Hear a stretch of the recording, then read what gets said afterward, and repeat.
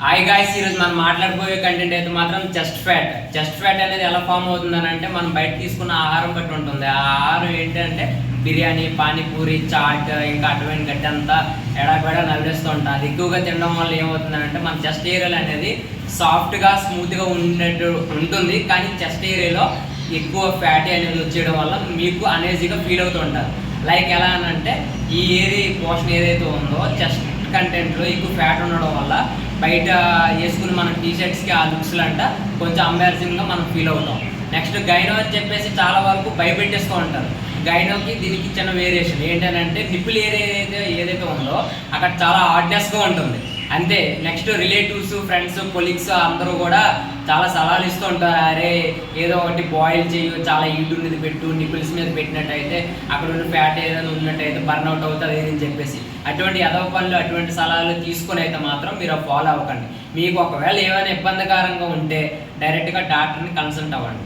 ఈ రోజు అయితే మాత్రం మనం చెస్ట్ ఫ్యాట్ ఏ విధంగా అయితే తగ్గించాలో ఆ వర్కౌట్ గురించి చెప్పుకుందాం. మాత్రం ఉందో అది కంట్రోల్ అవ్వాలంటే మాత్రం డైట్ కంట్రోల్ ఖచ్చితంగా ఫాలో అప్ చేయాలి. లైక్ ఎలా అంటే మనం తీసుకున్న ఫుడ్ లిమిటెడ్గా ఉండాలి, ఓవర్టేక్గా తినకూడదు. ఓవర్గా ఏది కూడా పడుకునే ముందు అయినా ఎప్పుడైనా సరే అసలు తీసుకోవద్దు ఫుడ్ ఎక్కువగా, లిమిటెడ్ ఫుడ్ మాత్రమే తినండి.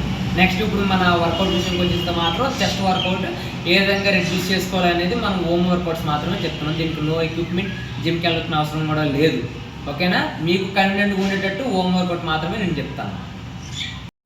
ఫస్ట్ వర్కౌట్ అయితే మాత్రం చెస్ట్ ఫ్లైస్. ఓకే, ఈ విధంగా చేయండి. హోల్డ్ చేయండి, ఫ్రంట్ తెచ్చేటప్పుడు leave, hold, release, hold, release.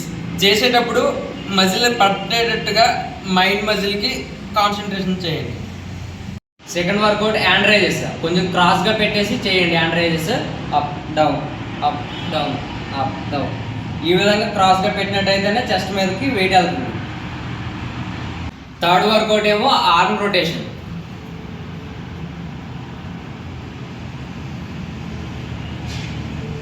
So fourth workout అయితే మాత్రం వాల్ పుషెస్. ఓకేనా? ఈ విధంగా మీకు వాల్స్ అయినా ఏ సపోర్ట్ ఉన్నా సరే జస్ట్ ఇలా హోల్డ్ చేసుకొని ఈ విధంగా పుషప్స్ అయితే తీయండి. చెస్ట్ మజిల్ అనేది చాలా టైట్ అవుతుంది.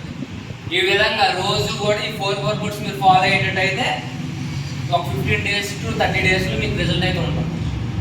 4 వర్కౌట్స్ మీరు ఖచ్చితంగా చేయండి. అలాగే డైట్ కంట్రోల్లో కూడా ఉన్నట్టయితే మాత్రం మీ చెస్ట్ ఫ్యాట్ అనేది చాలా వేగంగా బర్న్ అవుట్ అయ్యి మీ చెస్ట్ అనేది ఒక షేప్లోకి వచ్చేస్తుంది.